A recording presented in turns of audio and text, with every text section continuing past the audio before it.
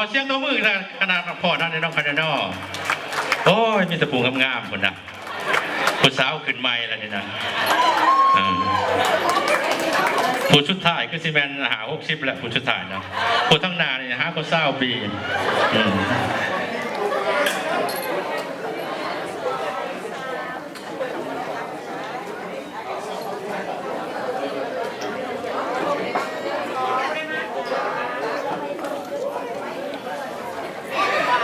และก็ต่อไปเนาะขอเชิญทานติดตามชมรายการฟ้อนพื้นบ้านโดยคณะสันติเล่าเมืองเฉลียดบทฟ้อนที่1ให้ชื่อว่าฟ้อนสาวเข็นฝ่ายบทฟ้อนที่2ให้ชื่อว่าเข่าเหนียวเสียงแค้นโมเมนต์เข่าเหนียวจับประแดกแล้วกันหน่อยเข่าเหนียวเสียงแค้นมันว่าแต่ก็เชิญทานติดตามหับชมได้แล้วกันเนาะ